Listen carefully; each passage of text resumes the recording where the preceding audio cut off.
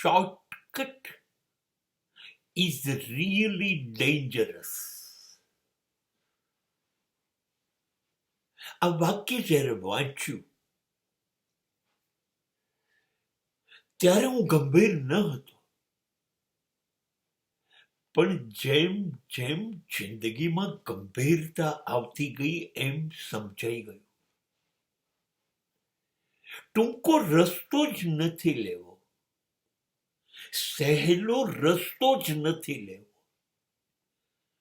જ્યાં ઝડપથી લાભ થઈ જાય, ઝડપથી કમાઈ જવું, ઝડપથી ફાયદો થઈ જાય, ઝડપથી આગળ વધી જવું, ઝડપથી બધાને પાછળ છોડી દઉં, પછાડું નહીં, એવો કોઈ રસ્તો નથી લેવો.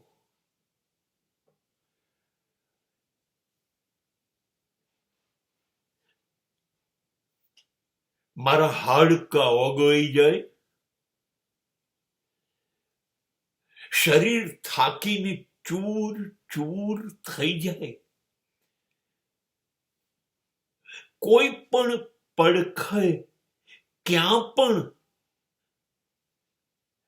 આડો પડું અને સીધો નિંદ્રામાં સરી પડું, એવી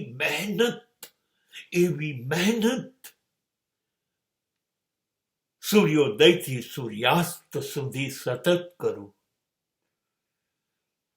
મારી મહેનત, મારા પરસેવા, મારી આવડત, મારી કુશળતા, મારી લાયકાત થી ભીંજાયેલો રોટલો ભલે સૂકો હોય એ ખાઈશ, એ ઓડકાર વાહ વાહ કરાવી દેશે. કેમ? જેવો કોઈ પણ પડખે હું સૂઈ જઈશ, મને એટલો સંતોષ રહેશે કે મારો રોટલો છે, કોઈનું છીનવ્યો નથી, કોઈનું ઝૂંટવ્યો નથી, કોઈના હકનો નથી, આ મારા હકનો છે. પૂરા 100% નીચોવાઈ ગયા પછી મળેલો છે, બસ.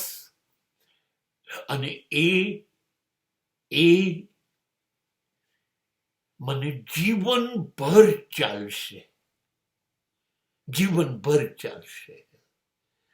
થોડુંક સ્વીકારીશ, પણ મારી મહેનતનું જોઈએ છે. મને બહુ જ બધું નથી જોઈતું, મારે અત્યંત ધનવાન નથી બની જવું, મને એ સ્વપ્ન પણ નથી આવતું. પણ મને એવું ક્યારેય સ્વપ્નમાં પણ ના આવે કે જે મારું નથી એ હું લૂંટી લઉં, એ હું પચાવી પાડું, કોઈના હકનું હું લઈ લઉં. ના. રોજ રાત્રે આંખ બંધ કરીને 2 મિનિટ સૂતા પહેલા બેસીશ, ત્યારે પૂછીશ મારી જાતને, આર યુ ઓકે?